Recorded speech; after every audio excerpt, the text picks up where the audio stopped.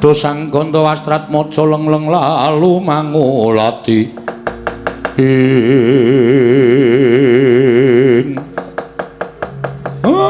Ndara Werkudara bekti kula Den ya tak tampa Ndara Werkudara Ndara Janaka bekti kula nggih Ndara ya garing ya garing tak tampa Ndara Janaka Ndara Werkudara bekti kula nggih Gus ya Petruk tak tampa ya Petruk tak tampa Ndara Werkudara Ndara Janaka bekti kula nggih Den ya Bagong tak tampa enten apa gawe kaget rawuh tanpa sraba mboten wonten menapa-menapa kok mak jelek rawuhipun Ndara Werkudara kula ingkang ngabdipun Semar nyadong dawuh Den Semar kula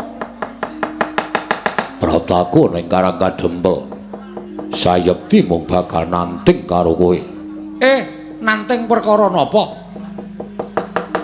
kowe ngerti apa ora yen to Mbak Yuku ya kuwi ora Drupadi sawetara lunga saka negara Ngamarta Gusti Ayu Wara Drupadi tindak saking negari Ngamarta ya lah sebabe aku dhewe ora ngerti nganti tekan dina iki ora ana sarta ora bisa ditemokake mula banjur mbarep kakangku utusan karo aku sowan menyang resaning Begawan Durna ya bapakku aku takon menyang endi dununge para Drupadi Durna bapakku paring dawuh para Drupadi sayekti bakal bisa bali marang negara Ngamarta nanging lamun negara Ngamarta kudu ana tumbal negara Ngamarta kudu ana tumbal lah tumbale napa Semar sing ken ngupaya tuwin ken goleki kula golekane nek waton cetha tumbale wah Semar kula kowe tresna karo Pandhawa apa ora lahir batin to Den sikil dienggo sirah-sirah dienggo sikil kula nika tresna kali para Pandhawa pripun sampean ajeng dawuh napa yen kowe tresna karo para Pandhawa tegese kowe kudu ikhlas bab napa jarine Durna bapakku sing kena dienggo tumbal balekake Drupadi Mbak Yuku ora liya kejaba mung siji wah pripun ampun ragu-ragu Bagong anakmu tak boyong tak dadekke tumbal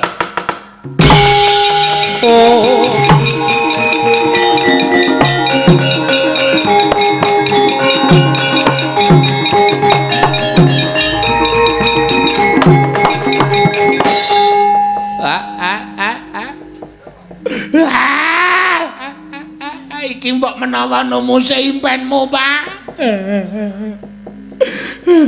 Ndara Werkudara wis dawuh kaya ngono Gang dong apae kowe iki ngerti ora ngapa Ndara Werkudara iki mau omong apa Semar Ngamarta mbutuhke gombal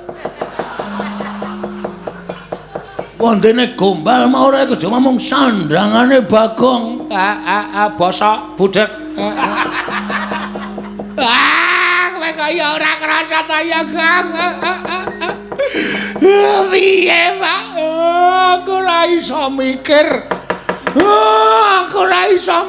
kowe tak omong ya Gang piye ana apa apa sing perlu tak tanda tangani kowe mlayu wae sing adol gundulmu kowe yaene kon mlayu padake maling kowe omongi ya Le Ndara Werkudara rawuh mrene kowe Ndara Werkudara golek tumbal supaya Ndara Drupadi timbul ning negara Ngamarta terus rasa do nangis to terus piye maksude tumbale iki sing arep dienggo tumbal kowe wer goblok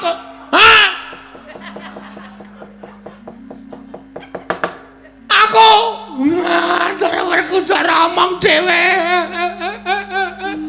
nek ra mlayu piyai loro kae kowe ngerti pambegane to Gang mlayu sing adoh mlayu golek slamet aduh jan wis Bagong aja nendi-endi arep tak kowe ning negara Ngamarta weh adalah truk kaya ngene iki ora tak adepi aku nyingkir padha karo aku nyingkiri masalah arep ngoyak aku terus menengo truk menengo reng aku tak mlayu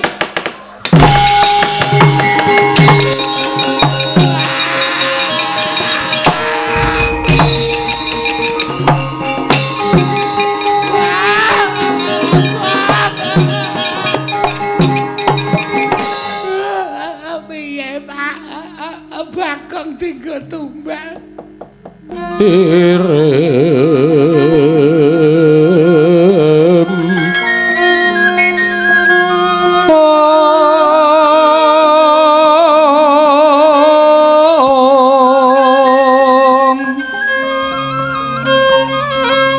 Kembang popong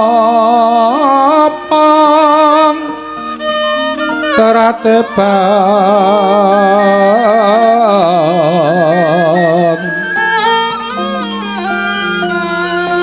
rerayungan loma lengkung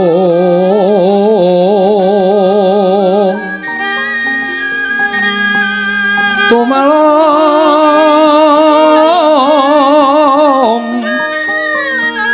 kurmambat wit liyan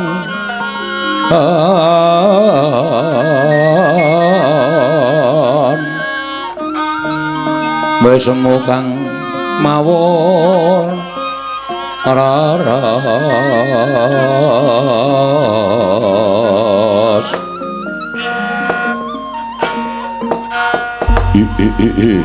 Om Tedyan Kalaludra Mas Patik Raja Dewagu. Drupadi ndak rewangi kowe tak cidra saka negara Ngamarta. Mongko nalika aku prapteng taman negara Ngamarta, aku prasaja kalawan sira Wara Drupadi ento aku bakal nyidra sliramu. Kowe ora mlayu, kowe ora ndelik. Lan kowe prasaja gelem mbok cidra kelawan aku. Oh, bareng tekan kene ana ing taman negara ing Giri Kadasar, kowe ora gelem sak pejagong kelawan Prabu Kala Sereng. Apa to kang dadi sebabe, Drupadi? Sinuwun Prabu Kala Sereng. Ya, piye? Nalika sira prapta ing taman negara Ngamarta, duk nalika semana paring dawuh kelawan aku yen to bakal mbok muktekake sarta ora ketambung sedhela negaramu bakal wujud negara ingkang kuncara waton, ora ketambung teluk kedheping paninggal negaramu kerawuhan Wara Drupadi, nanging tinemune lah kok wis salin srengat. Bareng tekan negara kene aku ora mbok balekke, mongko etungane wis ana 3 candra. Sira ora balekake aku marang negara Ngamarta, malah saiki duwe kretek lan niat bakal garwa kelawan aku Prabu Kala Sereng. Mestine sinuwun prisa yen to aku kuwi wis ora legan meneh. Aku kuwi ana ingkang mengku ya kuwi sinuwun Prabu Darma Kusuma. Duh nyono cerak nyono kinira Drupadi wong wadon ingkang lobok kembene kendhu tapiye ing atase cinidra dening Nalindra ing Giri Kadasar. Teka bareng aku tekan ning papan kene aku gelem ngladeni kelawan sira sinuwun. Kaya ngapa alok ing wong kang ora demen lan kaya ngapa anyacating wong ora seneng karo Wara Drupadi. Drupadi Ana dawuhmu apa sinuwun? Ora usah dadak ngrungokke kelawan wong-wong kang ora seneng, kelawan wong-wong kang ora demen. Sing wigati waton kowe gelem tak garwa, kuwi perkarane wis rampung. Ujare akeh padha nyebutake yen to sinuwun Prabu Darma Kusuma kuwi Nalindra ingkang lila lair lan batine, Nalindra ingkang ikhlas lair lan batine, Nalindra ingkang kebeganing kesabaran. Aja kok wujuding brana picis nadyan sugenge disuwun dening wong liya wae, waton dadi kabagyaning wong akeh bakal diparingake. Mula saka petunganku gandeng kowe wis tekan papan kene, monggo yen to kowe wis rabi karo aku, kowe wis dhaup karo Prabu Kala Sereng. Aku ingkang bakal matur karo sinuwun Prabu Darma Kusuma, tak kira panjenengane isa nampa kang dadi aturku. Yen to babagan sinuwun Darma Kusuma pancen bener apa kang mbok kandhakake nanging sinuwun sing jeneng wong mangun bali wisma kuwi ibarate wong keplok kudu tangan loro. Ora mung tangan siji sayekti ora bakal bisa muni.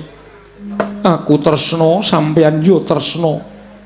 Yen aku tresna sampeyan ora, semono uga kosok baline. Sampeyan tresna aku ora duwe rasa tresna ora bakal becik kedadeane. Aku tresna Nanging aku ora tresna marang sapa wae. Sing tak tresnani ming sinuwun Prabu Darma Kusuma. Oh, lah piye? Wong nyatane aku wis tresna, apa kowe ora bakal tresna? Monggo jaring para sepuh nyebutake sing jeneng tresna kuwi jalaran saka kulina. Yen kulina srawung, mestine suwe-suwe bakal ketukulan rasa tresna. Mula gandeng kowe wis seneng negara ing Giri Kadasar. Lan kowe seneng taman negara ing Giri Kadasar kene, mesti saben dina kowe weruh lan wanuh karo aku. Kanthi cara mengkono bakal ketukulan rasa tresna. Tresna kuwi uriping jiwa ingkang luhur. Tresna kuwi dudu gaweaning manungsa, nanging gaweane sing akarya jagat. Bedane antaraning tresna ingkang diparingi dening paringaning Gusti lan tresna gaweaning manungsa kuwi beda. Bedane menyang endi? Yen tresna ingkang diparingake dening panguwasaning Gusti kuwi tresna lahir batin. Ora kesasapan niat sing ala lan ora duwe kemelikan apa-apa. Nanging yen tresna gaweaning manungsa kuwi tresna ingkang sasapan nafsu lan duwe niat sarta melek marang ingkang ditresnani. Tresna gawean manungsa kuwi ora bakal langgeng yen wis kelakon nggone duwe melek sarta wis kelakon nggone bisa iya kuwi menehake nafsu niat kang ala mesti bakal banjur ora duwe rasa tresna. Wah, dalah. Rembugan karo wong wadon pinter kuwi malah ketekuk-tekuk aku. Nyuwun mangapunten Gusti, mbok kula kemawon. Ora sudi. Niatku Rabi Arudrupati omeng ditawani aromban. Menapa kula mawon sinuwun? Kula menika wis tuwa. Namung ijab sedhela terus kula modar. Panjenengan saged rabi malih. Gusti, menawi ingkang saestu mbuk menika kula pancen saged ngladosi dhateng piyai kakung. Mban kowe aja padha saur manuk. Atiku lagi bunek, rasaku lagi kodeng. Mergo aku ditampik karo Wara Drupadi. Nanging ora nedya tekan semene niatku nggonku bakal jawab karo Wara Drupadi. Ngibarate taunana windanana. Yen wis ana wiyosing pangandikan saka Wara Drupadi sagu nampa aku bakal jawab karo Wara Drupadi. Ora gampang sinuwun. Ora gampang piye? Ya senadyan aku ora mbok balekke marang Praja Ngamarta. Upama sak teruse aku mapan ana ing kene. Lan mbuh mangsa kalapa aku pinaringan rasa tresna marang panjenengan. Nanging isih ana syarat trana ingkang kudu mbok lakoni. Aku kudu nglakoni apa? Gandeng sampeyan ki wujude buta, betah buteng aniaya. Mongko buta kuwi kebekan watak angkara budi candala upama aku wis pinaringan rasa tresna lan gelem mbok wengku garwa. Sampeyan kudu resik lahir lan batin, aja nganti aku kelepetan dedosan. Resik lahir lan batin carane piye? Kudu siram jamas ana ing pitung sendang ing mapan ana ing lengkeng Ngaldaka. Pitu mau kudu jangkep. Yen wis siram jamas ana ing pitung sendang ana ing lengkeng Ngarga, ndak anggep sinuwun Prabu kala sereng wis bali suci meneh lahir lan batin oleh ketek ora kepeklepetan dedosan. Dedosaning Madyapada sarta dedosaning wewatekaning buta sinuwun.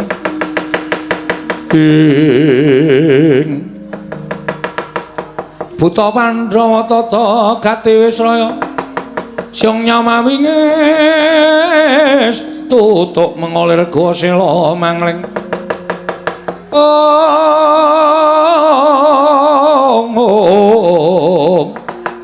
Tutuk mengolir gosela mangling.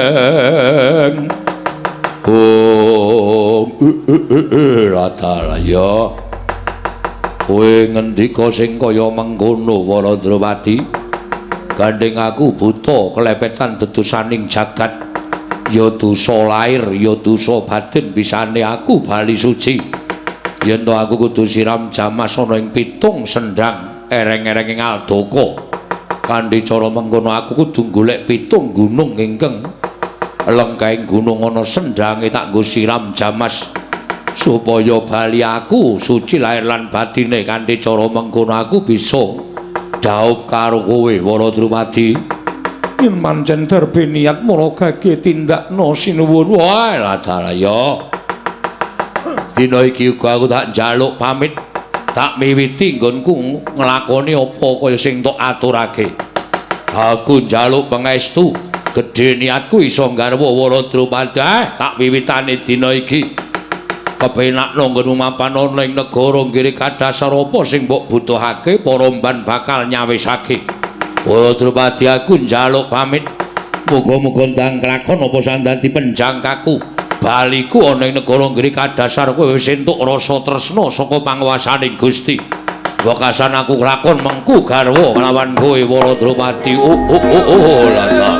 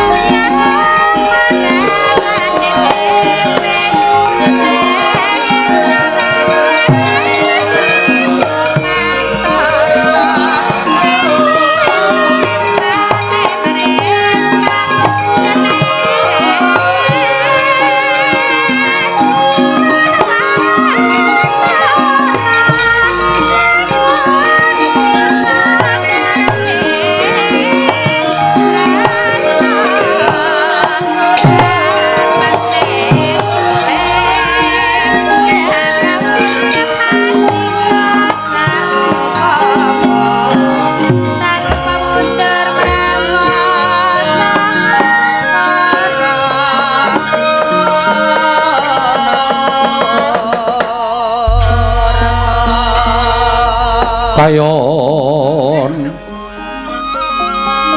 kati yuping angin sumyak swaraning karengan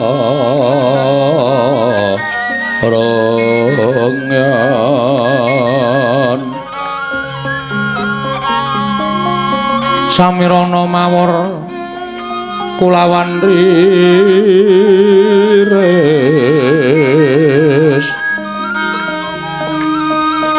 pemeran gandaning puspita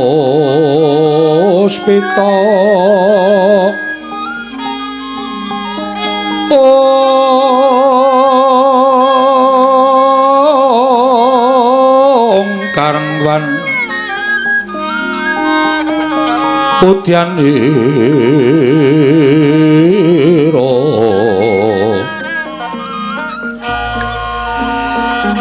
sang duwe cawara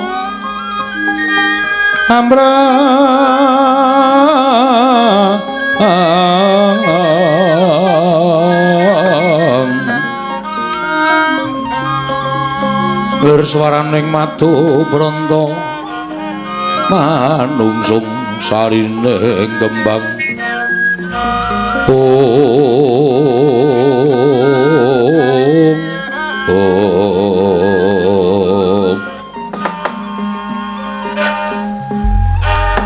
patet sanga dadya srana gara-gara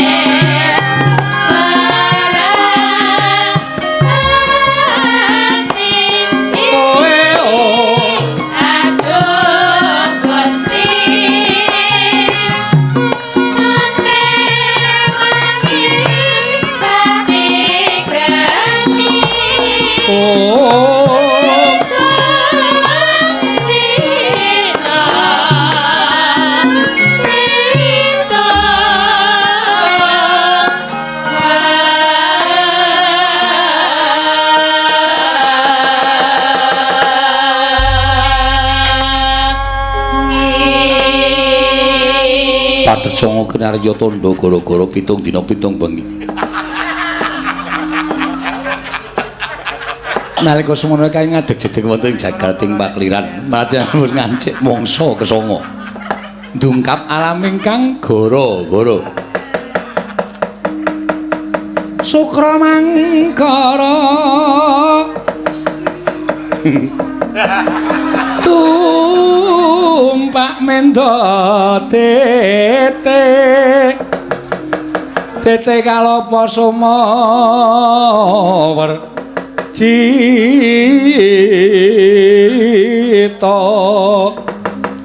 angkara rakata buta maesara Spati mintuna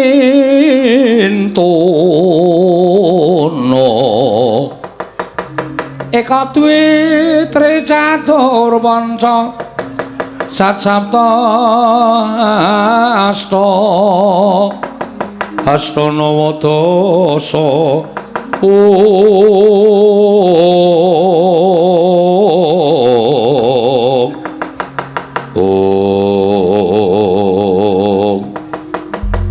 apa tandane kang gara-gara gara-gara jemedhul wonten ing jagat lamun sinden durung titiwanci sampun sami sene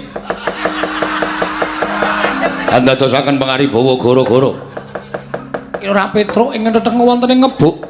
Angran kelurahan Ula Garing Pit miwah Ki Lurah Bagong. Medalipun Sanggerepat punakawan alon alire.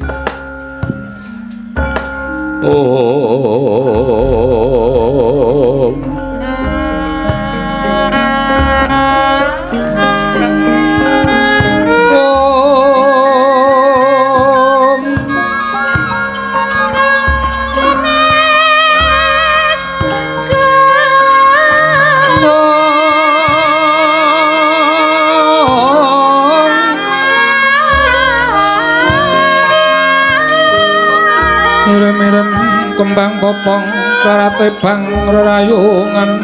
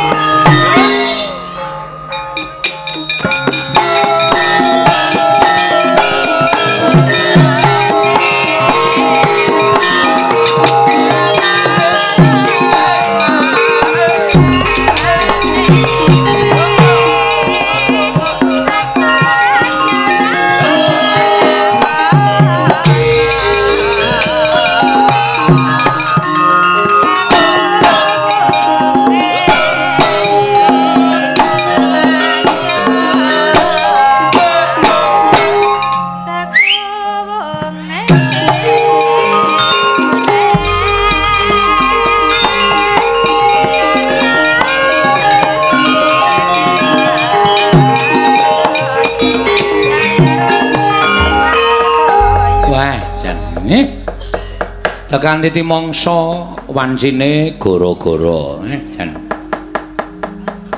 Seneng aku nek buka celuk sindene do ra iso ki do ting plenggong. Dilalah kok nggawa sinden sing laire nalika jaman Gajah Mada. Ibu Prastiwi lho.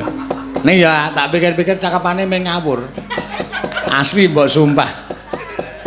Mboten lados menapa. Sing enom-enom ya urung tau nyrambahi dadi ya. Padat sanga wus cep lakep meneng kabeh. Prastiwi ya. Sanga telu ekor papat. Ayo mana hitung-hitung nomor. Nggih, mboten dados menapa. Kula ngaten menika janjanipun mboten kok nyelikke ora.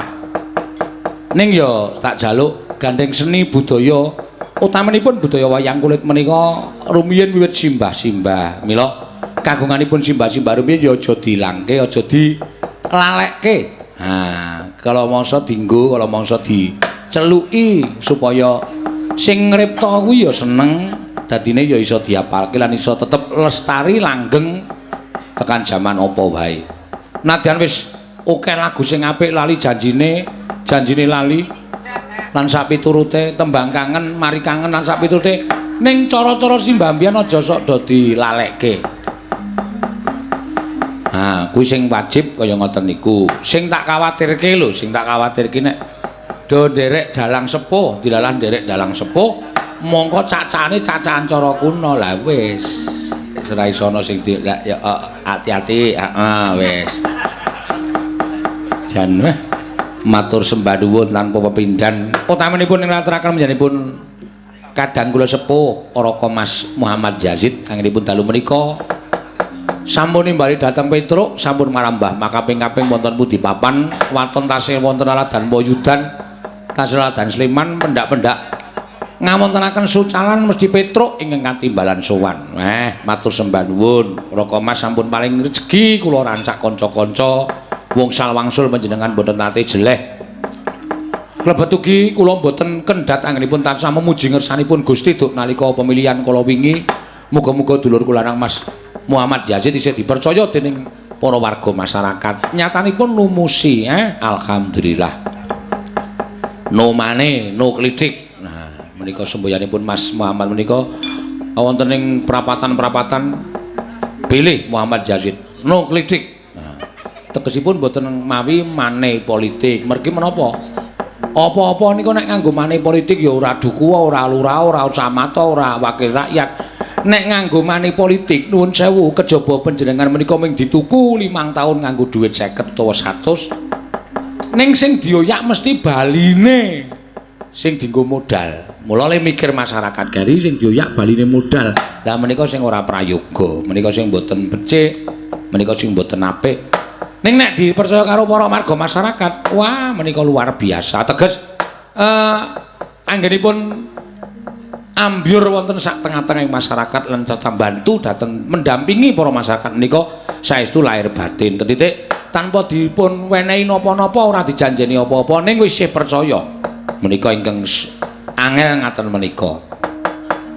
Mula kula dongaaken langgeng lestari aripun tansah momong dateng para warga masyarakat wonten Laladan Sleman Mas Muhammad Yazid pinaring ana penggal ingkang sabar ikhlas lan tawakal mergi mayungi dateng piyai kathah menika werni-werni pambeganipun, werni-werni wewatekanipun. Konawi mboten jembar penggalihe, nek ora ikhlas, nek ora sabar, wah saestu awrat dipun lampahi menika awrat. Matur sembah nuwun. Nggih, jan. Ning nong. Nembang sing kepenak karo ngundang Gareng, karo ngundang Bagong. Terus kok tak teruske tetembangan sing sawetara, ora suwe-suwe.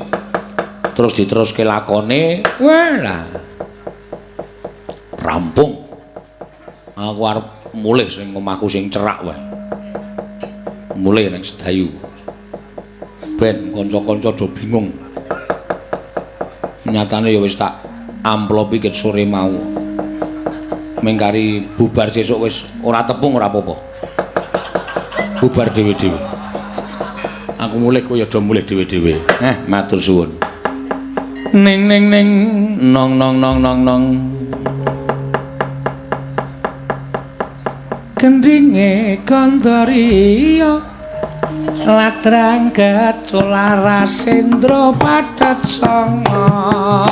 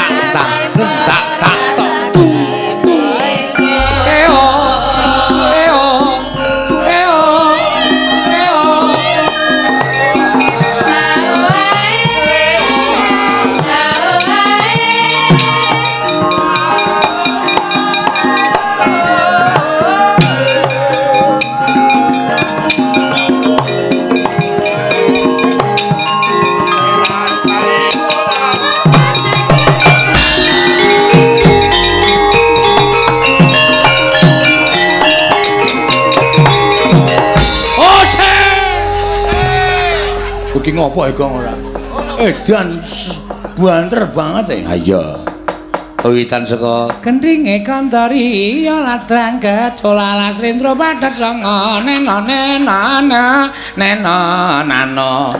iya ha isih separo sing do meneng wis kecekel saiki wis kecekel lah ha ya wis kliwat tembange ha iya kuwi sing jenenge gendhinge Gandariya lagi buka buku tak tundeng tak entuk-entak kecekel wis kecekel ayo nyelempit kok dadi kecekel kan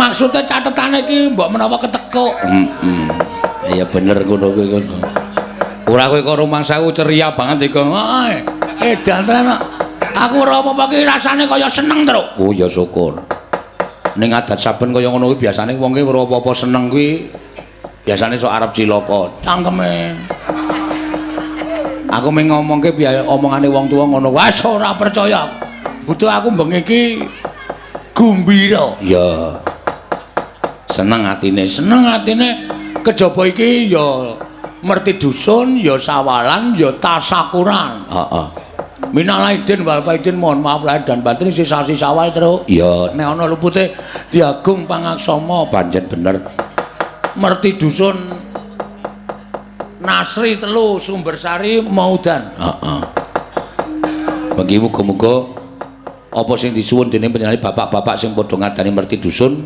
binaring ana barokah saka pangurasaning Gusti ya tumpuk matikel-tikel rejeki lan apa wae sing diparingke dening Gusti para pepundhen mrisepuh mitra kawruh sing lenggahne Nasri 3 kene. Ha iya bener. Uga tasakuran panjenengane Mas Muhammad Yazid lan ngene dadi wakil rakyat periode 2019 dan periode 2024. Heeh. Ya mung sayange kok telung acara dekke siji ya terus. Ha iya.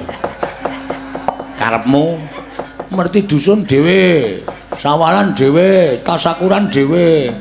Wayangan dhewe-dhewe maksude sirku ngono atureh kowe sing seneng ora lho maksude ora aku tok sing jeneng dalang ning Yoja Jawa Tengah pirang-pirang Mas Yazid diwenangake milih monggo panjenengane wis tau ngendika karo aku pokoke kula nek disuwuni mendampingi masyarakat nyuwun wayangan ya pokoke Mas Petro nek mboten Mas Petro saya enggak mau ha kuwi apike wong akrab ki ning kono kuwi panjenengane ngendika kaya ngono ya perlu dibuktikan buktine wis ana nek ndi papan Mas Yazid nek wayangan mesti kowe nggih sesuk udu aku disele tak pateni lho ha iki jenenge kowe ya sing salah kaya ya ora apa-apa kaya ayo ya Tri ya sing jeneng rejeki iki didum-dum ha iya ya didum-dum karo ha iki penggendarku wis mulai arep naik daun iki heeh nek ora ge tak mbroke wite kancane arep naik daun kok wite arep dimbroke. Aten aku sing gendari sapa? Ayo men pengendariane wong Pak Bungkik ya siap sedia. Aku nek ora Bungkik gendari ki mesake. Tabuh karo wonge kaya abot tabuhe.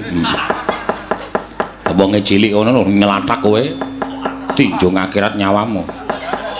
Pak Bungke iki nek muni ngarit ki 40 hektar rampung sedina. Ngarit apa 40 hektar? Heeh. Ya ora apa-apa, malah dipujekke, Gong. Nek perlu kanca-kancane awake dhewe sing iso mayang ki ndang tumangkar. Lho, men do payu mayang.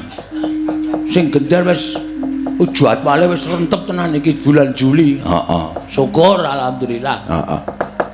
Ya liya-liyane do didongake sing do mayang kabeh. Ora apa-apa, Dik kudu golek wiyaga meneh ora masalah. Ha iya. Sing rebab yo ndang payu mayang. Ora arep ndongake sing rebab aku ya. Wis ngono wae wis. Uripe ditakdirke ngono kuwi iso ngono kuwi dilakoni kanthi ikhlas. Ha iya. Ning wayange akeh. Mbar nggo ngapa? Wong yo ngrumangsane ora tau mayang kok yasa wayang. Argo ngomong argo guru ki kuwi. Ayo wong jenenge duwe kak sesuk mangsa kala ora iso nggo tinggalan anak putu. Nek nggo tinggalan cocok aku Om. Wis gecek-gecek. Ah iya. Kuwi iki senenge. Lah ya kanca-kanca men yo berkembang. Ah ngono kuwi. Lah ya pancen yo bener kok. Wis. Iso lho sesuk sing ngendang ku ya tampa mayang wah. Jos. Lakone kunti pilih. Iya. Ayo supaya anu kok ya truk ben berkembang. Wong niatku ki kanca-kanca takjak ngene iki nek apa ana kabisan liyane ya kejaba sak liyane nabuh. Upama sambene makelare laris ya wis tabuhane ditinggal. Ayo. Anu apa jenenge iki tenanan le makelar. Iya, ya syukur ora apa-apa. Ya wis sambenane buka warunge rame banget, mongko penghasilane luwih akeh warunge mbangane nabuhe ditinggal ora apa-apa. Sapa ngerti dadi pengusaha? Iya. Wong awak dhewe iki ora kudu kanca-kanca iki dadi penabuh terus ora kudu kok. Iya. Nek iso duwe cita-cita sing luwih dhuwur ya, Greng. Ah iya. Oh tenan. Ayo kowe nek iso ya duwe cita-cita sing luwih dhuwur ora. Aku wis seneng ning nggon budaya ngene iki wis seneng. Atiku wis marem. Aku wis iso nglipur para rawuh, iso nglipur piyayi akeh. Sing jeneng menghibur piyayi akeh kuwi mujudake sawijining dharma utawa kuwi uga mujudake sawijining pahala, Tru. Iya. Kuwi ya tumindak sumbangsih. Heeh. Aku wis dipercaya dening sebagian masyarakat gelar kabudayan iki rasaku wis seneng banget. Ora pengen dadi artis po dengkulmu atos. Werna-werna ora. Wis ora sah. Wis nyeni lan budaya ngene iki wis tak antepi lahir batin. Ya. Ora kepengin kaya Pak Bapak Muhammad Yazid dadi wakil rakyat. Wis malah aku kok dadi wakil rakyat. Rakyate kejet-kejet. Aku ki wonge ora sabar, ora ikhlas, mongko dibutuhke kesabaran dan keikhlasan. Mongko pendak dina disambati warga ki cekat-ceket cukat trampil trengginas. Pak Yayit menika kedah kerawuhan panjenengan. Oke, saya datang ke situ bablas. Mongko wonge kudu sehat. Heeh. Nek kaya aku dadi wakil rakyat piye males-malesan. Dayohe kerep tak apusi kok. Oh. Ora iso aku nek kon kaya ngono kuwi. Aku ki ya budaya nyeni ngene iki sing bebas. Heeh. Wis kepenak uripku, Tru. Ya wis ra apa-apa ya, Gong. Wis. Aku ki takon Elisa aku tau diundang nang Hitam Putih wis tak wangsuli kok. Hitam Putih ngendi? Ayo Trans 7. Oh. Saya mau cari apa, Mas? Saya sudah tua, saya sudah 47. Kok diundang di sana? Cukup Elisa saja, saya nggak usah. Saya itu jadi dalang udah seneng sekali. Dan ini cita-cita saya diparingi rezeki aja kayak gini saja saya sudah alhamdulillah. Oh iya ya. Tenan kuwi tak wangsuli ngono. Sing ndono Elisa. Oh Elisa ya ora gelem nek ora karo aku. Oh. Dheweke isih wedi. Ya ngono ya. Ya wis pokoke anggere diantepi Gong apa profesine iki diantepi. Ah iya. Rasa dadak werna-werna. Iya. Ayo karo nembang, Le. Ayo karo nembang tong. Ki ana sing nyuwun. Ana sing nyuwun apa?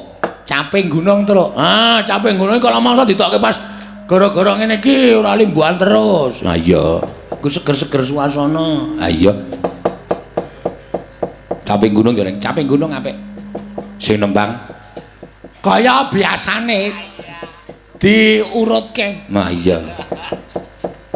Kowe saka Mbak Orisa, terus Mbak Lisa, terus Tatin.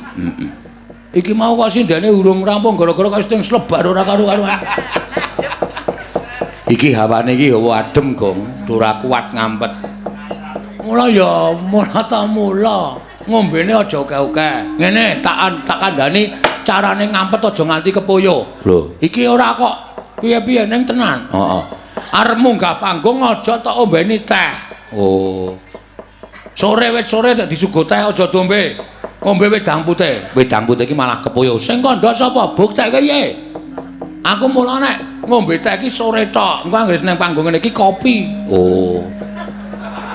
Ndak, kopi kuwi ora marai nguyu. Nek teh legi panas tak ombe sak gelas let 2 jam wis to. Kepoyo kowe. Oh, ngono ya. Mula ngati-ati ngombe iki. Liyane teh pokoke. Ha iya. Aja dombe. Jaluk liyane wedang uwo. Ha, kuwi ya. Ora marai nguyu, marai reget. Ha iya. Kok marai reget? Ha woh slebar. Ayo gek mulai ya, Mbak Orisa. Nena. Mangga. Nena. Ya, langsung. Iki wis muni. Hah? Wis muni kok tiba. Wis muni to, ora krasa ya arang ya. Kaya lambene Orisa iki kaya ora mengo. Kula ngake.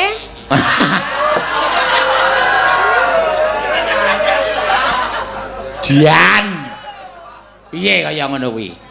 Saya tuwa, saya luwih tabah. Iya. Akeh godane.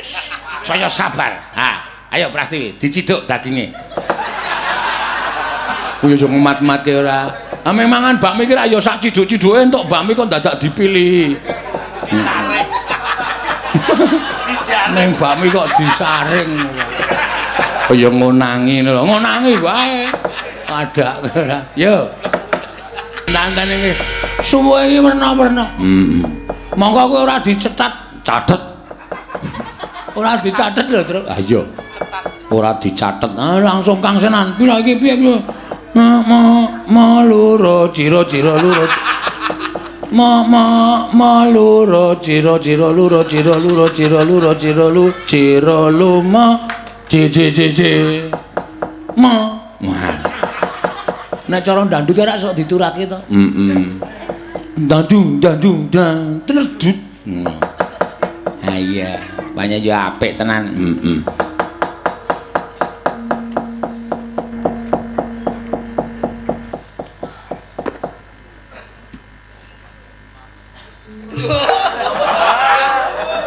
Oh, Bapak. Monggo kancane wis do nyekel tabuh kabeh. Dikira iki mak jleng ngono kok mak nul. Sing jeneng nangani karo bocah kuwi ora apik. Mengko ndak bocahe saya wani. Ngono. Ndak wong tuwa dikira ora prayoga lan ora becik. Nggih, Pak. Aku iki janjane ora arep ganggu lehmu padha gegojekan. Oh, lah sebabe napa kok Bapak rawuh mriki? Kudune Bapak ming ngawe mawon kula wis sowan teng Karang Kadempel. Ning kok Bapak kok malah rawuh wonten mriki? Aku kuwi mau gletak dela ning lincak ngarep omah. Nggih. Ha kok dadi aku ngimpi? Oh, ngimpi, Pak. Iso. Ngimpi napa, Pak? Ngimpi apa, Mir? Wis sing sopan kok. Karo bapakne kok marmir-marmir. Ngimpi apa, Pak? Arep tak kandhake, engko ndak kowe do wedi. Ning nek ora tak kandhake, lah kok ganjel ning ati. Monggo bareng tak pikir-pikir, nggonku ngimpi iki neng magepokan karo anakku Bagong. Waduh. Ngopo Gong kowe, Gong? Aku ora ngopo-ngopo. Lah kok bapak ngimpekke kowe? Ngimpi apa, Pak? Aku kok dadi kaya duwe gawe mantu. Mongko sing tak dandani cara manten lanang, lah kok anakku Bagong. Bagong tak dadekke manten ning kok putrine uring ana. Urung kok uring. Iso urung ana. Mantene wedok kok urung ana. Aduh, Gang. Gang. Ngapa? Bapak ngimpi kowe dadi manten. Alhamdulillah.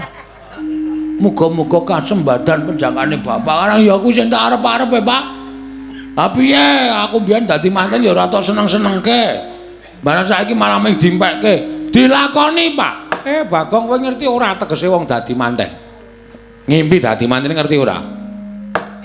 Apa itu? Ngimpi dadi manten ki biasane cedhak patine. Cedhak patine. Maksudnya?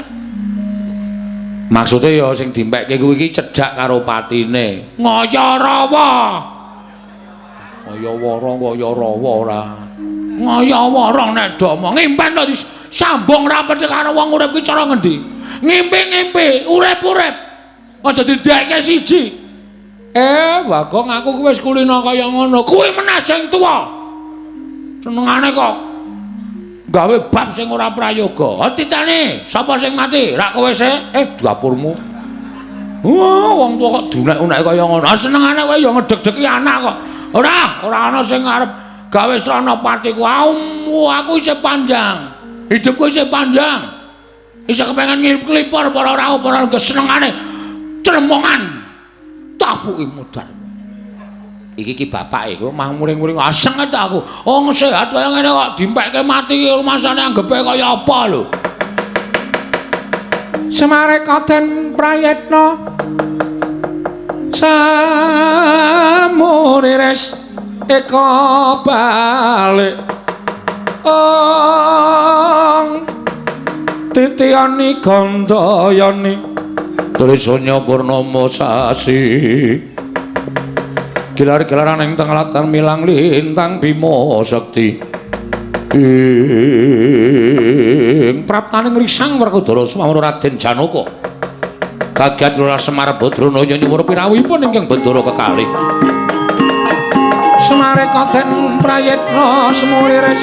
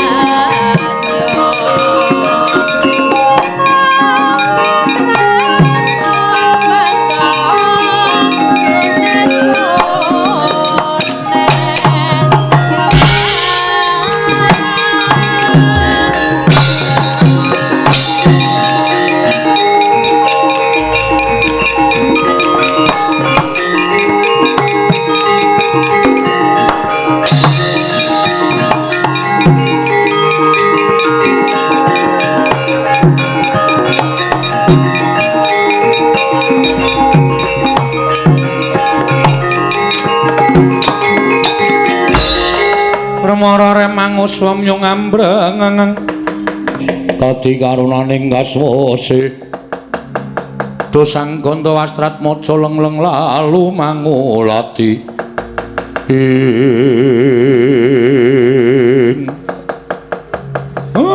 Ndara Werkudara bekti kula Den ya tak tampa Ndara Werkudara Ndara Janaka bekti kula nggih Ndara ya garing ya garing tak tampa Ndara Janaka Ndara Werkudara bekti kula nggih Gus ya Petruk tak tampa ya Petruk tak tampa Ndara Werkudara Ndara Janaka bekti kula nggih Den ya Bagong tak tampa enten apa gawe kaget rawuh tanpa sraba mboten wonten menapa-menapa kok mak jelek rawuhipun Ndara Werkudara kula ingkang ngabdipun Semar nyadong dawuh Den Semar kula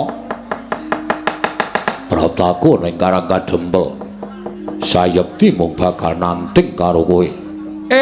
Nanting perkara napa? Kowe ngerti apa ora? Yen to Mbak Yuku ya kuwi ora Drupadi sawetara lunga saka negara Ngamarta. Gusti Ayu Wara Drupadi tindak saking negari Ngamarta. Yo. Lah sebabe Aku dhewe ora ngerti. Nganti tekan dina iki ora ana sarta ora bisa ditemokake. Mula banjur mbarep kakangku utusan karo aku sowan menyang resaning Begawan Durna ya bapakku. Aku takon menyang endi dununge para Drupadi Durna bapakku paring dawuh. Para Drupadi sayekti bakal bisa bali marang negara Ngamarta nanging lamun negara Ngamarta kudu ana tumbal. Negara Ngamarta kudu ana tumbal. Lah tumbale napa? Napa Semar sing ken ngupaya tuwin ken goleki? Kula golekane. Nek waton cetha tumbale. Wah, Semar. Kula. Kowe tresna karo Pandhawa apa ora? Lahir batin to, Den. Sikil dienggo sirah-sirah dienggo sikil kula nika tresna kalih para Pandhawa. Pripun sampean ajeng dawuh napa? Yen kowe tresna karo para Pandhawa, tegese kowe kudu ikhlas. Ikhlas bab napa? Jarine Durna bapakku sing kena dienggo tumbal balekake Drupadi Mbak Yuku ora liya kejaba mung siji. Wah, Pripun ampun ragu-ragu? Bagong anakmu tak boyong tak dadekke tumbal.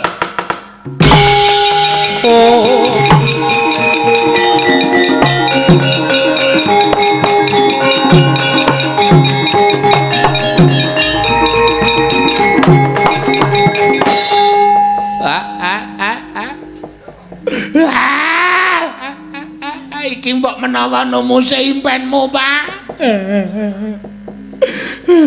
Lha Werkudara wis dawuh kaya ngono. Gang, dong apae? Oh iki ngerti ora? Ngapa? Ndara Werkudara iki mau omong apa? Semar, Ngamarta mbutuhke gombal. Wondene gombal mau ora kudu ngomong sandangane Bagong. Basa budhek. Kowe kaya ora krasa ta ya, Kang. Piye, Pak? Aku ora iso mikir. Aku ora iso mikir. Kowe tak omong ya, Kang. Piye? Ana apa? Apa sing perlu tak tanda tangani?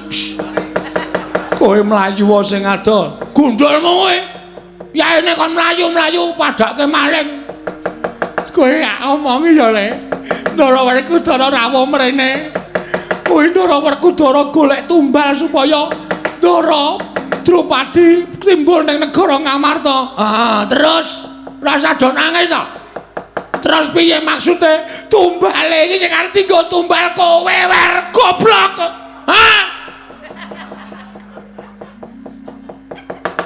Aku Ndara Werkudara omong dhewe.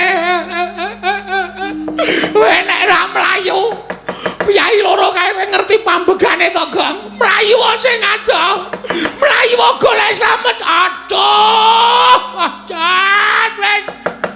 Bagong aja nendi-endi arep tak kowe ning negara Ngamarta. Weh, adalah. Truk. Kaya ngene iki ora tak adepi, aku nyingkir padha karo aku nyingkiri masalah. Masalah arep ngoyak aku terus. Menengo truk, menengo ring, aku tak melayu.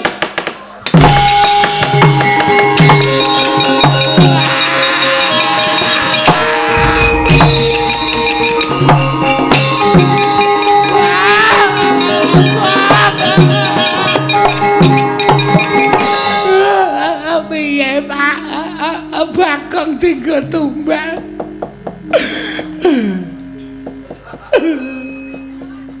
Bagong dienggo tumbal, Pak.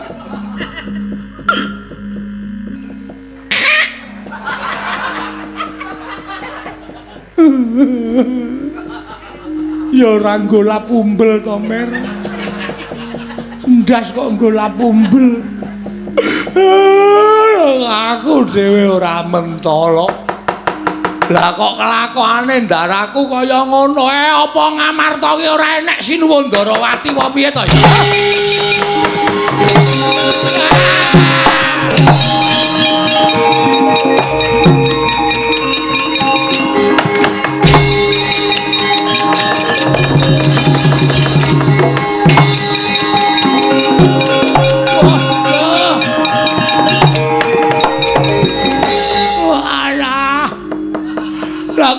betul bener omongane Semar. Ngimpi dadi manten ora kanthi nyono-nyono kok aku arep dadekke gombal. Yo ngalah wis pisah karo kulawarga, pisah karo anak-anakku. Yem Murti yem. Aku pamit ya yem. Anak-anak do dijaga. Anak-anak do diopeni yem. Aku njaluk pamit aku tak lunga sing adombangane aku modar ya Mam.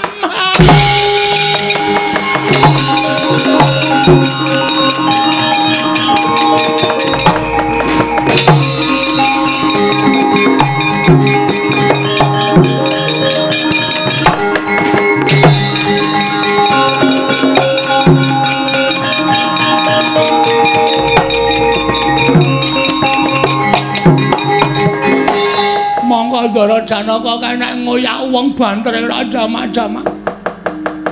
Aku mesti kecekel iki mbok mlayu kaya ngapa. Ndara Werkudara nek wis matek aji Bandung Bandawasa wungkal bener Rara Jonggrang. Melumpat mesti ngribani sirahku modar iki. Alah wis kok kaya ngene to uripku. Keloro-loro. Kelunta-lunta temenan. Lah ngandel ora wis arep tekan kene. Kena ora tak gawe srana. Wis ora bakal nampung perkarane.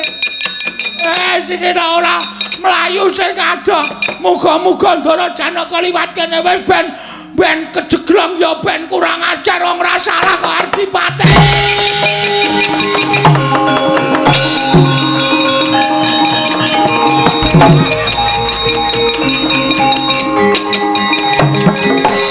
Mripate satriya mlaku kok kejeglung. Bagong lemah dipun kedhuk ditutupi godhong. Piyambakipun pados gesang supados kula mboten saged ngoyak dhateng Bagong. Wah, edan oyahe.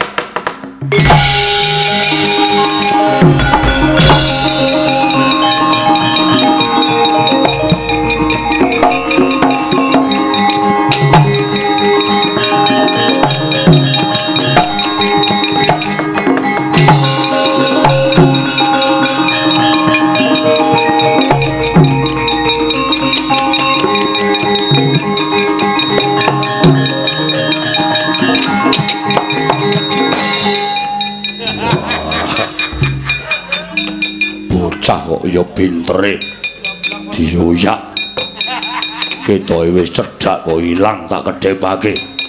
Wah Nendi Bagong kowe aja mlayu srana timbuling para Drupadi. Kowe kudu dadi banten ikhlasnya nyawamu Bagong.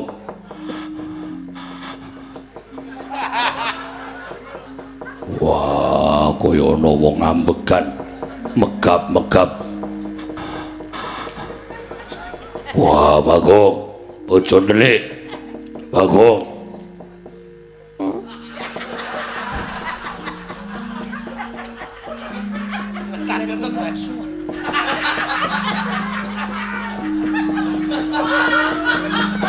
Wah, kaya ana swara makmuk. Anggere kecekel lak boyong ning Amarta, tak gecek sirahe. Wah, Nendi menungsane. Wah, kaya ning kene. Wah, Bagong, aduh mati aku.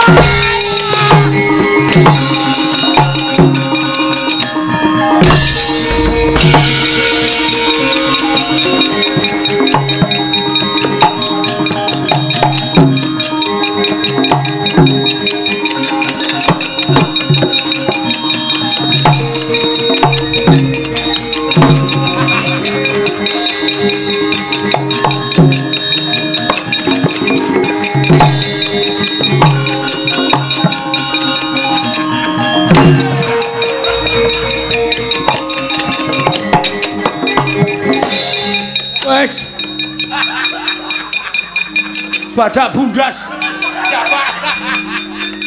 Nan tak lakoni. Piye munggah gunung aku melorot. Sing pisanan sukses. Sing kedua kok sing tiba kok ndasku sik. Wah, wis ngrekoso tenan iki. Piye wis? Ndara Werkudara ketoke ya wis kentekan akal. Wis ora ngoyak aku ning nganti aku engko ngetok pesungul. Konangan Ndara Janaka Bagong ijek urip sifat jemparing ratas gulumu. Modal. Piye to iki nasibku iki? Wah, jan. Aduh. Wes monggo aku ndeleke lawuh nang omah. Wis genah dipangan murtiyem. Kae dokoh banget. Oh, tak tukoke ayam goreng kok ngerti-ngerti ping kari sikil siji. Mangane jan luar biasa. Wis entek-entek mandang alas tenan aku. Wis tinimbangane urip ketoyong-toyong mati golek dalaning pati aku. Ngelampu. Apa jenenge? Apa to kae jeneng? Wis luwih becik ngalu. Ngelalu ndeng kok ngalu. Ngelalu wae aku. Golek dalaning pati. Dewa. Dipun wengakaken lawanging kasuwargan Jawata. Kula ingkang abdi Tapon Bagong badhe pados mergi ning Pejah. Kula arep golek dalaning pati. Pun boten wonten gunanipun kula urip ana kalam padang Dewa. Sampeyan krungu mboten Dewa budhek kabeh. Manggol tenan aku ngarep kae kaya ana sumur. Nyemplung sumur kowe. Anggere nyemplung dase sike nang ngisor kena watu padas mati sek wis. Wis men lah. Amane aku mulih dadekke tumbak nang negara Ngamarta. Tak ikhlasake nyawaku wis men.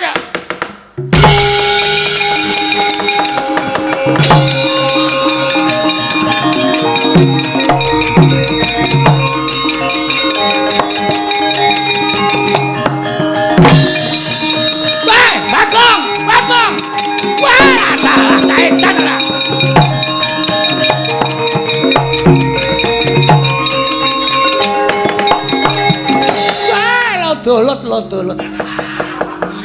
Walah cekiter. Nangka bosok dikopiok kari betone. Aduh Bagong lah kok dadi kita nekat kaya ngono ki piye? Nyemplung sumur. Mongko sumur tuwa kaya kene iki. Ngisore mesti ora ana banyune mesti mung padas suri. Waduh kita tekaning pati iki kok nganti kawanguran Sang Hyang Jagat Girinata. Sinenggo Bathara ora iso menggak marang kekarepane Bagong. Aku nampa duka. Walah Bagong lah kok dadi nekat kowe. Bagong, kita aja mati, Bagong.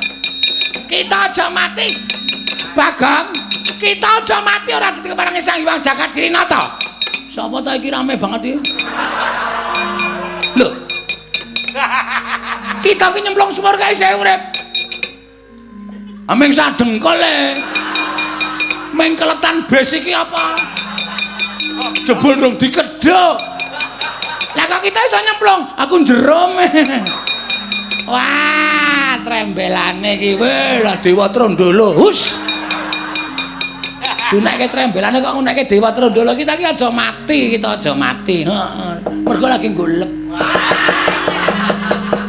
Aja sembrana. Kita ulun jarwani ya. Pancen iki dadi lelakon kita. Oh, mengkaten. Iya. Kita ki titahing Jawata, mula sing gawe kodrat laku ning titah kuwi ulun. Oh, nggih. Berarti kita kudu manut. Kita sapa? Lho.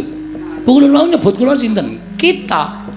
Pungulun ulun. Ah, berarti kula niki kita, sampeyan niku ulun. Ngene ya. Kita iki sebutane kanggo titah. Yen dewa nyebut kowe iki kita. Oh, berarti kita niku bisa kula, bisa sampean. Tegese piye? Nek kula nyebut sampean berarti kita pukulun. Ora, kuwi sing ngucap ki dewa. Lah nggih, lah berarti kita niku saged kula, saged sampean, ulun niku ya iso sampean, iso kula. Ah, ngono kuwi bener, ah nggih. Terus kersane kita Bathara Antrata pripun? Ulun mengkari manut. Wah, lah iki mecahke sirah iki. Ampun pukulun. Ampun pukulun, kula pecahe kapan-kapan. Hus. Malah dipecah. Ngene ya, Bagong. Iki mau lho ditimbali Sang Hyang Jagat Giri Nata. Yang Sang Jagat Giri Pratika. Nggih, kersane ulun didhawuhi pengkon menggak kekarepan kita nggon kita bakal golek dalaning pati. Ngono? Ya? Nggih. Sidane mboten golek dalaning pati kok kula. Lho. Golek dalan apa? Kula sing kula senengine golek dalan ring road. Aya ora. Dewa tahu aja. Walah turun dulu. Setan tenan kaya ora. Nggih, keparengipun. Merga iki bakal dadi kamukten kita. Wow. Kita bakal mukti. Iya, kita kuwi. Ha iya. Terus rananipun menapa Bu Kulun? Kita bakal urun paringi ya kuwi wujuding pusaka. Usanganipun wujudipun jenenge apa? Ingkang winastan Kalung Robyong Kencana. Wah. Duh. Kalung Robyong Kencana. Iya. Wujudnya kaya ngene iki. Iki kinan maring ora jeneng kita. Kalung po genter. Kalung cekuk truna goblok ora. Bu kula nampun emosi to Bu kula. Nek omongan kali kula niku kudune pancen kaya ngaten niku pulun. Nggih, Bu kula tampi terus kula kadawan punapi. Kita mlaku wong idul bener. Oh nggih, kenapa tekan dalan gedhe? Menggok kita terus nokol petukno modar kowe. Bu kula nampun emosi. Ngidul niku dalan gedhe Bu Kulun. Maksudku aja nganti kok tok embakne kaya neng kene. Ngidul terus kae lho. Ngidul lurus. Nggih. Mengko kita bakal ketemu sawijining ratu. Oh, enten wong main. Ora. Kenci. Tegese kita bakal ketemu Nalendra. Oh, mekaten. Nalendra ku dijuluki Prabu Kalasreng. Kuwi sing Nyidrawara Drupadi. Ah, ratu mau patenana. Ah terus pusakane Kalung Robyong kuwi digdaya. Kowe bakal digdaya kliwat ukur limpat ing Saniskara. Bebasan Guru Kencing berdiri. Bebasan tinata mendat jinara menter. Nggih, ngestakaken dawuh nek wis tak pateni, sandangane Nalendra mau nggonen agemen terus kowe dadi ratu. Niki omong kosong napa serius? Dewa iki ora tau omong kosong. Mesti nyata. Siap. Sendika. Wah, gleleng iki.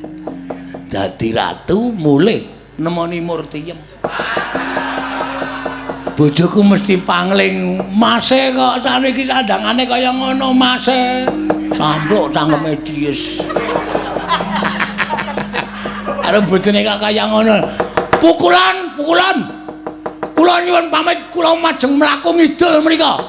Nek ketemu karo ratu jenenge Prabu sinten? Lah, modal ora. Dicatet mula dicatet aja sembrono. Kalasreng. Serem apa sereng? Sereng. Wujude buta. Patenana. Sendika ngestaken dawuh. Kula nyuwun pamit Bu Kulun. Titah ki aja nganti disiki dewa. Kualat. Ulun sik sing munggahne kayangan kita mlaku sing keri. Nek kowe ninggal ulun tegese kowe ora ngurmati lan jeneng ulun. Oh nggih. Monggo Bu Kulun kula aturi tindak. Ulun kondur makayangan. Nggih, ngatos-atos Bu Kulun. Salam kagem Bathara Guru nggih. Wus. Kita iki ditakok salam. Salam kangen. Kula kali Bathara Guru niku suwe ra ketemu. Kula tak ana minggu rak sok mriko. Om dengkul matos. Werna-werna ora. Om. Wis ulun kondur makayangan nggih. Ngatos-atos Bu Kulun.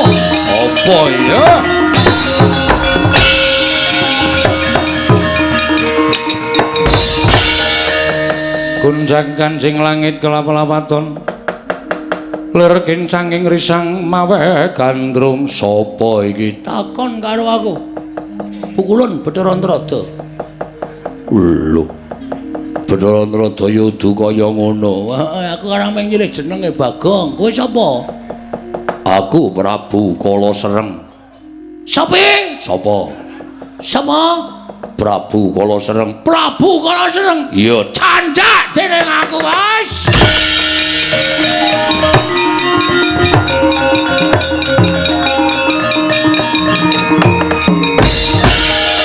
lho bareng ngerti jenengku lha kok dadi kowe ngadeg malang kerik ning ngarepku kowe sing nyolong Dewi Waradrupati ha saka kedaton Ngamarta nganti meh ngembet nyawane Bagong mula kowe utang nyawa karo Bagong lho apa kowe wani karo aku jaluk Waradrupati ayo tugelen jangganing Prabu Kala Sereng tebak jajamu sirna Markalayu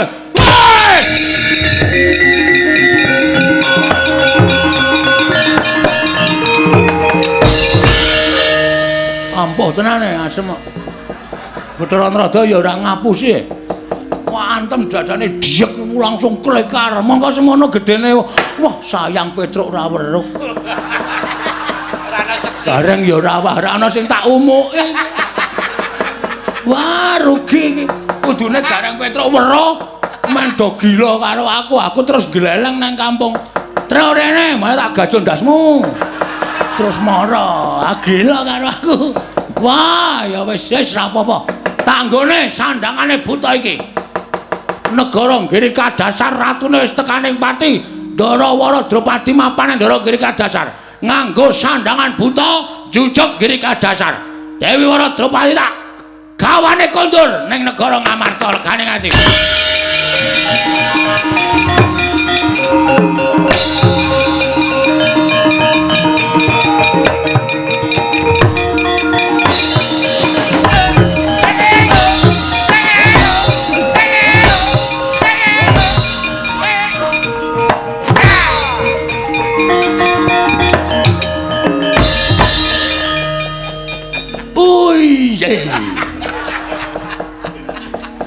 jagat Dewa Bathara ya jagat Pangestungkara.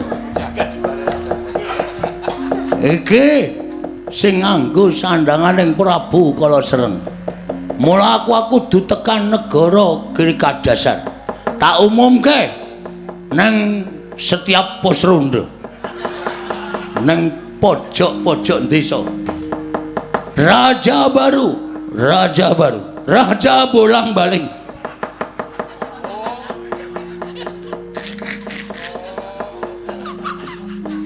Raja bolang-baling sekaten. Iki jejuluk Prabu Kala Sereng. Ya jejuluk Prabu Patokol Bawarsari. Ingat, jangan kualik. Prabu Patokol. Aja nganti salah sebut Prabu Pakon Patokol Bawarsari. Wong Girika Dasar iki Ratu Anyar legane atiku.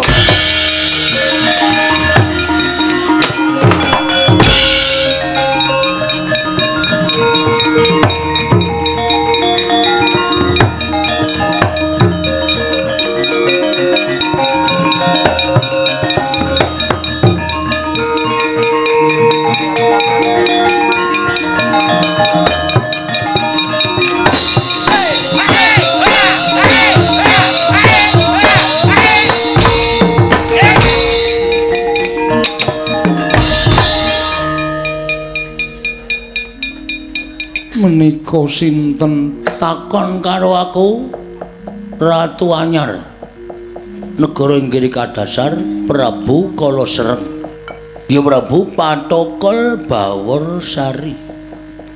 Prabu Patokol. Kenapa tertawa? Jeneng kok werna-werna. Ora jeneng werna-werna.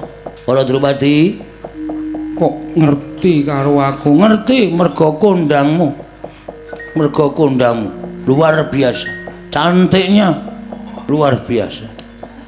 Basa Betawi. Iya. Memang betul. Lajeng kersanipun Prabu kala Sereng Sirna merga layu mulaku engke kudu garwa karo sampeyan. Kowe gelem ora tak pek bojo? estu napa pripun? Serius? Nek tenanan yo arep piye meneh kene wis suwe ora ana sing tak suwitani yo kepeksane yo arep wujudane kaya ngono. Ya wis lah ora apa-apa. Ya wis lah. Ya wis lara apa-apa? Asli lahir batin, Wara Drupadi, cintaku, sayangku, rembulan. Jan senenge ra jamak-jamak aku. Iki kok negara kok tanpa ana nayakane iki piye iki?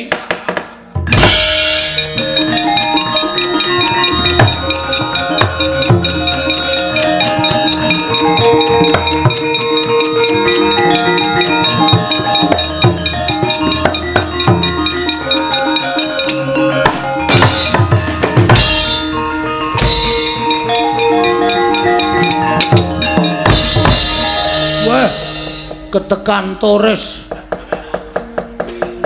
lu namit pasang kalimat tapi terbini bebek tepat-tepat kula ingkang abdi Nayaka inggih kadasar waduh gleleng tenan iki brengose kaya ngene sapa kowe kula pun Lasirun lho tukang ngulur kabel iya kasinggihan mekaten ora apa-apa, saentuke Nayaka. Iya, wonten menapa sinuwun? Aku pengen dhawuh karo Dewi Wara Drupadi. Iki. Ning aku kepengin wayuh putri loro. Lho, putri kalih. Kowe sowan nang negara Ngamarta, lamaran Dewi Werkudara karo Dewi Janaka. Nuwun sewu, Dewi Werkudara Dewi Janaka. Kok naminipun jaler? Rasa cerewet to. Kowe manut ora tugel kula. Oh iki sendika ngestaken dawuh. Budhal saiki sendika.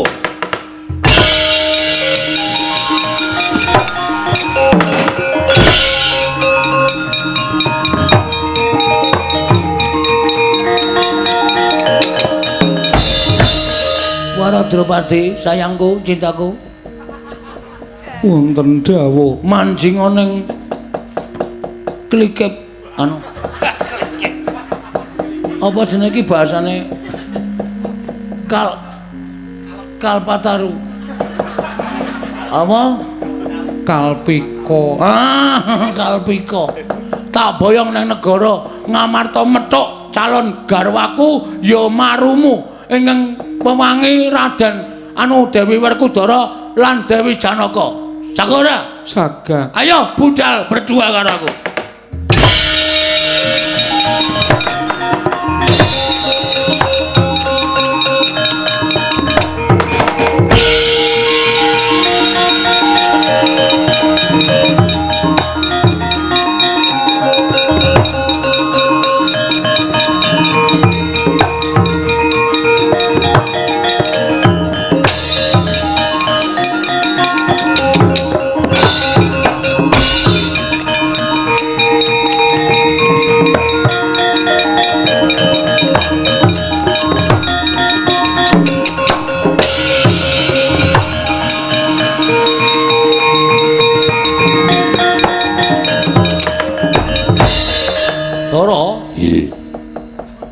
nganti cumengklungen nggone ngrantu kalawan rawing Siadi ana ing negara Ngamarta Yayi Prabu. Yo. Kabare piye? Wah, Durna bapakku paring dawuh. Mbayuku Wara Drupadi bakal timbul nang negara Ngamarta. Terus waton Ngamarta eneng tumbal. Tumbale sapa? Tumbale wujud menungsa. Lho, wujud menungsa? Yo. Sapa sing kudu dadi tumbal? Wah, Bagong Kresna kakangku. Lho.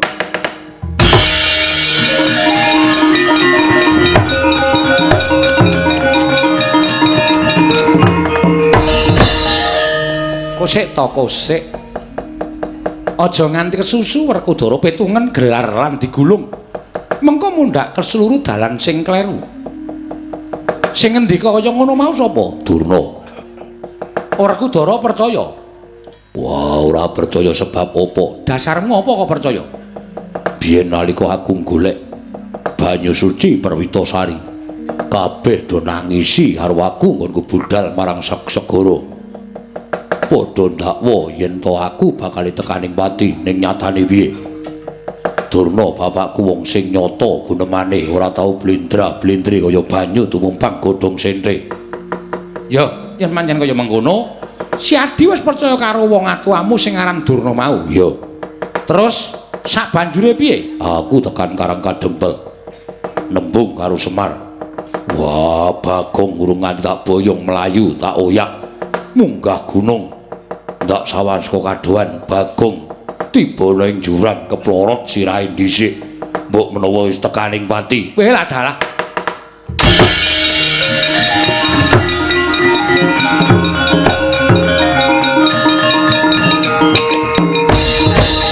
Jagat wisane ngubut ora wayah betul jagat. Turu. Nggih. Ana ing alam padang kuwi ana tetembungan hukum karma. Sing jeneng hukum sing ora iso diwakilake kuwi mung hukum karma. Sapa sing tumindak ala, tumindak ora becik karo wong sing tanpa dosa, mesti bakal entuk piwales ingkang sakmurwat. Kuwi wis dadi hukuming Sang Hyang Jagadgrinata, ya wis dadi hukuming sing maha kuwasa. Mula yen kowe nganti gendak sikara karo Bagong, mongko Bagong ora luput. Nek ora suwe meneh kowe wirang merga saka pokal gawemu aja sambat kakangmu lho. Ya, ya.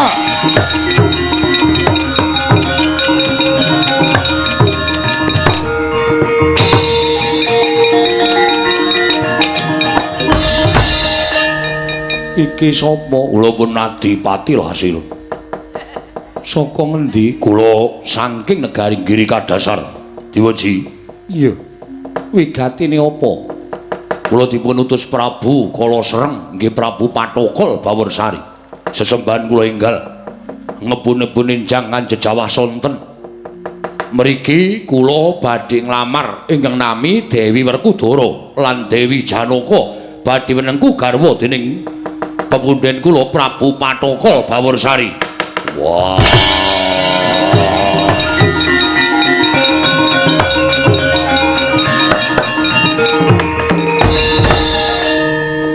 Setan alas wong lanang diwadonke Kapok ora? Ndara dasih ucapipun Kakang wis kono mangsa baranga. Rasakno dhewe lan rampung ana dhewe. menapa wonten putri ingkang nami Dewi Janaka lan Dewi Werkudara menawi kepareng badhe kula suwun badhe kula pisungsungaken ratu Gusti kula Prabu Patokol Bawersari.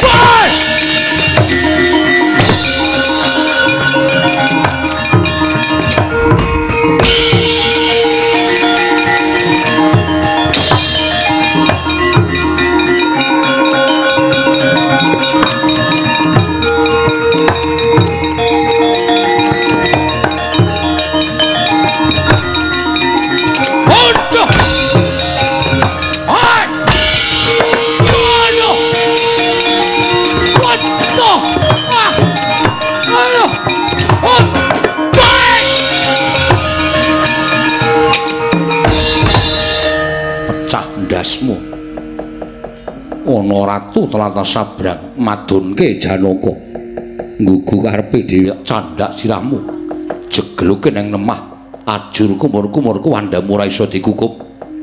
Ayo ratu Gustimu kon tekan kene tak longgo marung waduke ora mudhar aja dundang Janaka parat.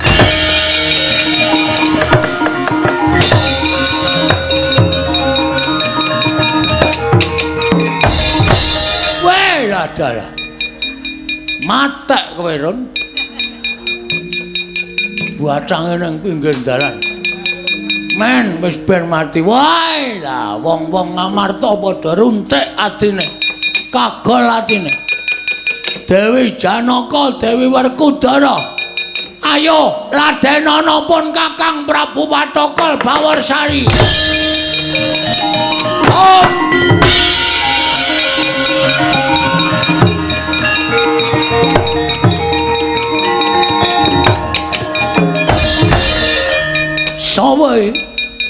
kakon karo aku Raden Janaka. Aduh. Sayangku. Cintaku. Edan. Ora kanyono-nyono jebul Dewi Janaka persasat widadaringe Jawantah. Aku wis ora kuat ngampah hardaning karepsun. Cium, cium, cium. Ora gelem tak dupak raimu. Dupan. Dupan mbok menawa ki tandha tresnamu karo aku. Hei! Oh ha ha ha ha.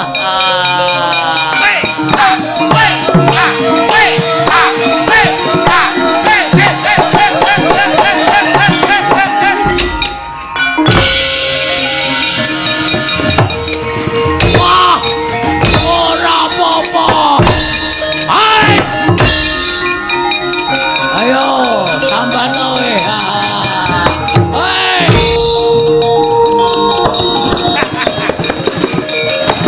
Mengar dambunge kok ora lho. Aku ki sayang karo kowe. Meneng ta? Angel temenanan. Hai! Hai!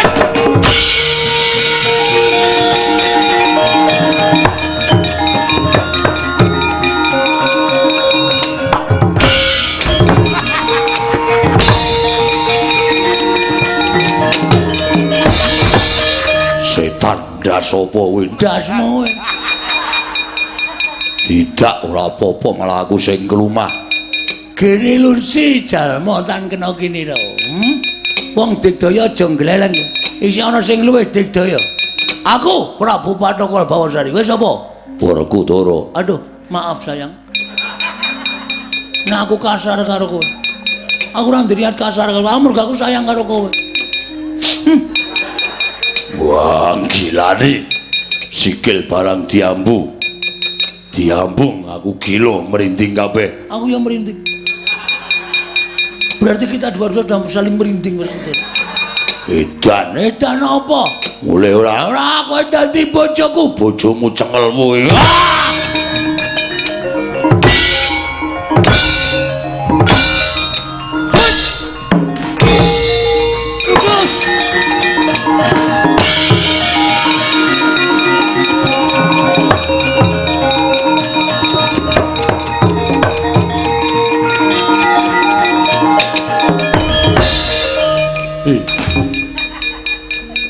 Ngopo kok kaya wong gila?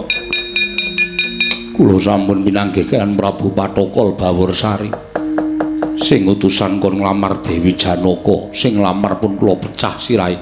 Ayo adikku cah bagus sing digdaya dhewe ya ming Janaka. Inggih. Lah terus Prabu Patokol Bawursari dugi kula di kudang-kudang dicandak awak kula arep diambung. Lho, lah mbok yo gelem. Hus. Njenengan menika lanang karo lanang kok. Patokol Bawursari iki arep ngambung kowe? Inggih. Kula antem mboten dirasake, kula napak-napake mboten dirasake. Piye? Saiki piye? Nadyan kowe ora tumindak, sing tumindak Werkudara, ning padha karo kowe ora mangan nangkane ning gabul pulutik. Yen ana lakon kaya ngene iki piye?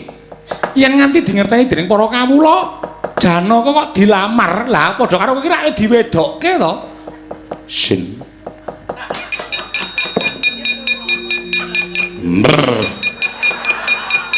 Wah, gilane. Sapa sing gilane? Prabu Patokol Bawursari.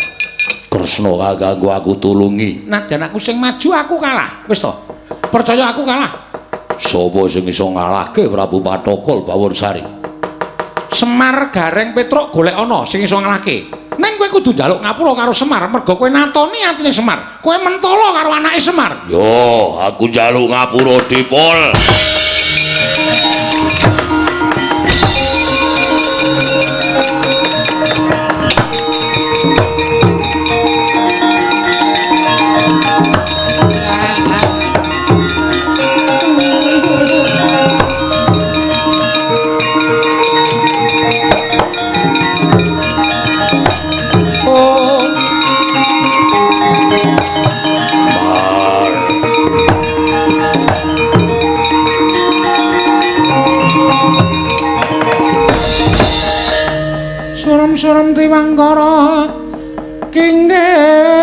Mandir manguswa kang layon pesone diculke to Pak. Dengan kang memanise wadananira layu Pak iki taline diculke iki Pak. Kumeko camratnya maratani. Wis to Pak kelangan Bagong kok arep suduk salira. Arep gantung lho Pak. Bagong. Ora ana sing nglipur karo aku, Dole. Ora ana bapakmu melu ora ana. Aku ora iso pisah karo Bagong. Semar, aku njaluk ngapura. Wah, Semar. Aku njaluk ngapura Dipol.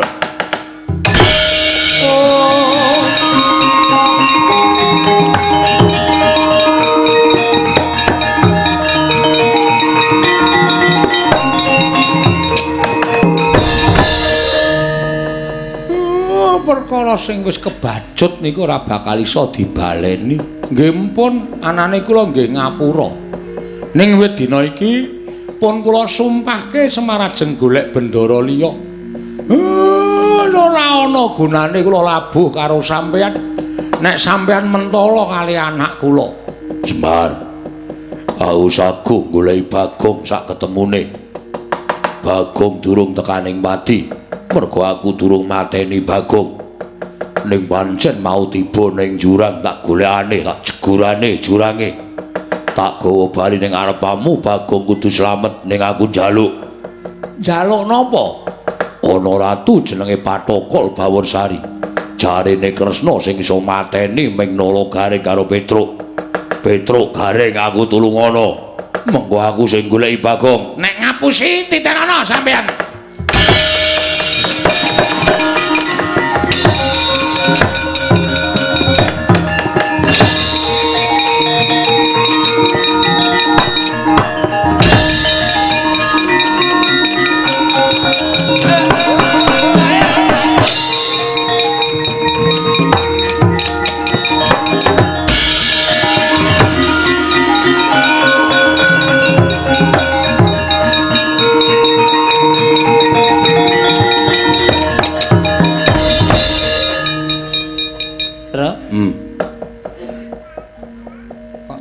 Kaya nduwer ya. Iki ratu kok nganggo topeng apa tenanan iki? Iki rai tenan kok ya. Kok dapure kaya Bagong. Sapa iki? Kere-kere. Aku ki piyayi. Kok men ditemokke karo batur-batur kaya ngene? Reng, nek suarane nduwer iki. Ora iso diapusi nek suarane nduwer. Lah iya kok ya entuk sandangan apik banget kaya ngono kuwi. Waduh kerise. Waduh. Keris kok dedere kaya ngene iki. Saka ndas kewan ketoke terus. Ora ana matane ming cangkem tok. Ah iya. Ya wis. Ayo ratu kok ya sepatune siji, selope siji iki piye? Kowe rasah do cerewet. Ayo minggir. Dewi Janaka, Dewi Werkudara dadi garwaku. Langkauna batange telo garing. Piye? Wong kok terwelu ngene kok sumbar. Kowe wani karo aku wong Digdaya Sekti Kalintang jayaning perang.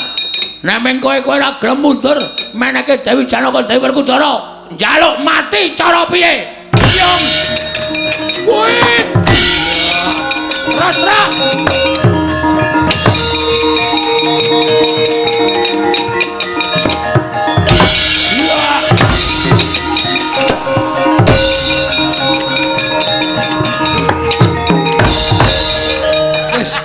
Semene wae aja sesek-sesek. Tak sesek wis ora gelem cetha nek do kesel kabeh iki. Noyah nayuh Baskara Titi Mangsa. Ical wujuding Kilurap nenggih Prabu Patokol Baworsari. Babar dadi wujud Kilurap Bagong miwah Sang Dewi Waradropati. Aja macam.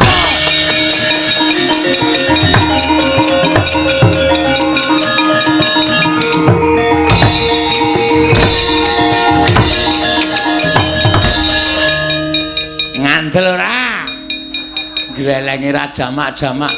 Wis anggere konangan kere loro iki wis. Ra sida mukti aku. Lah kowe ngopo e, Gong? Wah, aku doyak apa mau? Ndoro Werkudara. Nyemplung jurang. Heeh.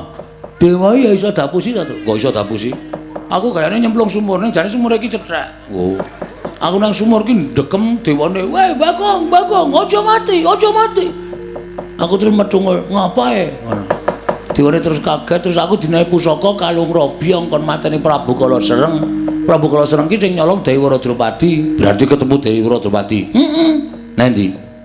Nang akeh kuwi. Waduh. Akeh ulo, iki tumuli ae. Weh. Mbok sore mau, Gong. Ya ini kok ngetokke bahan tumuli. Tumuli ki apa? Wature nemu ning kali. Iya. Antil mudar. Sing tok ngendhelike nganu sapa? Dewi Waradrupadi. Heeh. Ha mbok ditokke. Gusti Waradrupadi medal Gusti. Niki pun paripurna lampane Gusti.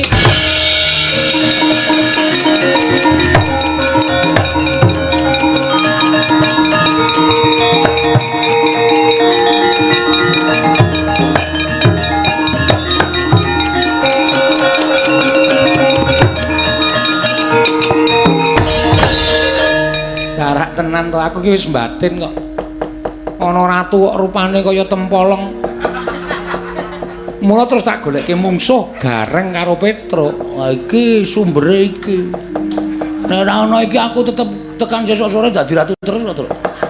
Ha ya ora sesuk sore lakone wis ganti kok. Tau jujuke dadi ratu. Semar, kula rene kok. Pripun? Anakmu wis Mandel ora. Malah mung diajar karo Semar. Ketoke tresna ning plak-plek saking tresnaku karo kowe. Werkudara. Oh. Rene kok. Piye? Sing dadi ratu mau sapa? Aku ora ngerti. Sing lungguh ning mburi Dewi sapa? Bagong dadi ratu. Heeh. Lho, ora basa. Aku arep mateni aku kok. Mau saiki wis ora. Sumpah. Yo, ora. Aku tresno karo kowe. Aku ya tresna karo kowe Dewi Werkudara. Dasmu. Aku lanang dunekke Dewi Werkudara. Syukur kapokmu kapan kuwi. Lara ora, Gong? Ora. Aku isih ampuk. Sisa-sisa ampuk aku isih kok. Wah, iya syukur. Bagong aku njaluk ngapura. Ora apa-apa. Mboten napa-napa. Iya. Niku dite ajeng tiba niku. Endi? Iki apa piye? Heeh. Nek tak gawak kene ndak disaur sapa to. Edan. Lagi diduduhke wis disaut. Syukur Bagong kowe iso gawe srana kundring Nyai Waradrupadi. Nggih. Nggih karang sedaya menika ming dadi lantaran kok, Gus. Iya, Bagong. Tur wonten ing salebeting cariyos menika janjanipun menika namung gegojekan kemawon.